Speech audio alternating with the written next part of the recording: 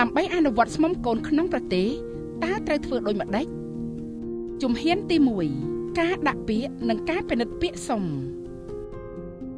បុគ្គលដែលមានបំណងស្មុំកូនត្រូវទៅសាកសួរព័ត៌មានបំពេញពាក្យសុំនិងដាក់ពាក្យស្មុំកូននៅមន្ទីរសង្គមកិច្ចអតីតយុទ្ធជននិងយុវនីតិសម្បទារាជធានីខេត្តដែលខ្លួនកំពុងរស់នៅជាអចិន្ត្រៃយ៍ឬក្រសួងសង្គមកិច្ចអតីតយុទ្ធជននិងយុវនីតិសម្បទាការដាក់ពាក្យសុំត្រូវភ្ជាប់ឯកសារដូចជាសេចក្តីចម្លងសម្បត្តិកំណើតសេចក្តីចម្លងសម្បត្តិអាពាហ៍ពិពាហ៍អត្តសញ្ញាណប័ណ្ណសៀវភៅគ្រួសារឬសៀវភៅស្នាក់នៅឯកសារបញ្ជាក់ពីលទ្ធភាពអាចឧបត្ថម្ភគាំទ្រកុមារបានដូចជាលិខិតបញ្ជាក់ប្រាក់ខែឬរបាយការណ៍ធនាគាររបាយការណ៍សុខភាពលិខិតបញ្ជាក់ពីការបដិញ្ញាចិត្តចិញ្ចឹមកូនសម្គាល់សូមបញ្ជាក់ថាការដាក់ពាក្យនិងការពិនិត្យពាក្យសុំនេះគឺជាការអនុវត្តនីតិវិធីរដ្ឋបាលដោយមន្ត្រីសង្គមកិច្ចមុននឹងដាក់ពាក្យស្នើសុំនៃការសម្រេចពីតុលាការប្រសិនបើពាក្យសុំរបស់បុគ្គលដែលបានដាក់ពាក្យសុំស្របតាមលក្ខណៈវិនិច្ឆ័យដែលបានកំណត់មន្ទីរសង្គមកិច្ចអតីតយុទ្ធជននិងយុវនីតិសម្បទារាជធានីខេត្តនិងបន្តនីតិវិធីជំហានទី2ការចុះប៉ាន់ប្រមាណអ្នកសុំដល់លំនៅឋានមន្ទីរសង្គមកិច្ចអតីតយុទ្ធជននិងយុវនីតិសម្បទារាជធានីខេត្តដោយមានការចូលរួមពីអាជ្ញាធរពាក់ព័ន្ធត្រូវចុះប៉ាន់ប្រមាណដល់លំនៅឋានផ្ទាល់របស់បុគ្គលដែលបានដាក់ពាក្យសុំប្រសិនបើលទ្ធផលនៃការប៉ាន់ប្រមាណបង្ហាញថាបុគ្គលដែលបានដាក់ពាក្យសុំ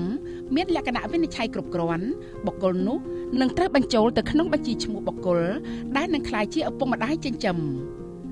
ជំហានទី3ការផ្គូផ្គងកុមារដែលជាកម្មវត្ថុសុំជាមួយបុគ្គលដែលនឹងក្លាយជាឪពុកម្ដាយចិញ្ចឹមគណៈកម្មការផ្គូផ្គងដែលដឹកនាំដោយមន្ទីរសង្គមកិច្ចអតីតយុទ្ធជននិងយុវនីតិសម្បទារាជធានីខេត្តត្រូវផ្គូផ្គងបុគ្គលដែលនឹងក្លាយជាឪពុកម្ដាយចិញ្ចឹមជាមួយកុមារដែលមាននៅក្នុងបញ្ជីឈ្មោះកុមារដែលជាកម្មវត្ថុស្មុំការផ្គូផ្គងអាចធ្វើទៅបានចំនួន2លើកក្នុងករណីលើកទី1មិនទទួលបានជោគជ័យប្រសិនបើការផ្គូផ្គងទទួលបានជោគជ័យត្រូវបន្តនីតិវិធីជំហានទី4ការត្រៀមកុមារនិងបុគ្គលដែលនឹងក្លាយជាឪពុកម្ដាយចិញ្ចឹមមន្ទីរសង្គមកិច្ចអតីតយុទ្ធជននិងយុវនីតិសម្បទារាជធានីខេត្តត្រូវបណ្ដុះបណ្ដាលបុគ្គលដែលនឹងក្លាយជាឪពុកម្ដាយចិញ្ចឹមដើម្បីត្រៀមខ្លួនក្នុងការចិញ្ចឹមបីបាច់កុមារមន្ទីរសង្គមកិច្ចអតីតយុទ្ធជននិងយុវនីតិសម្បទារាជធានីខេត្តត្រូវរៀបចំឲ្យបុគ្គលដែលនឹងក្លាយជាឪពុកម្ដាយចិញ្ចឹមទៅជួបកុមារឬនាំកុមារមកលេងផ្ទះដើម្បីបន្សាំកុមារជាមួយគ្រួសារដែលគេត្រូវមករស់នៅជាមួយ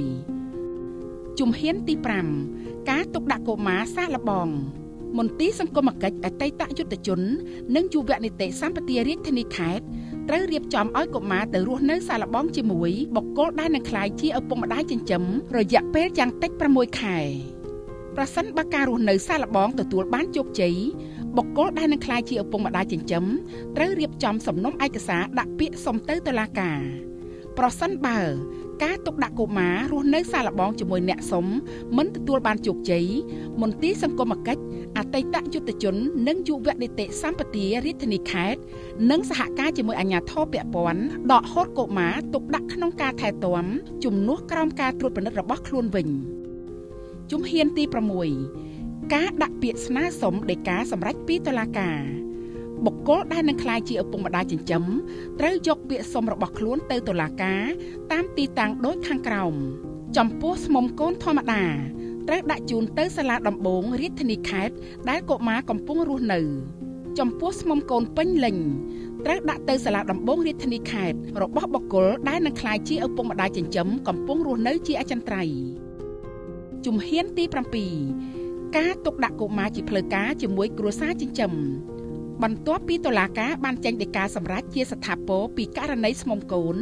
មន្ទីរសង្គមកិច្ចអតីតយុទ្ធជន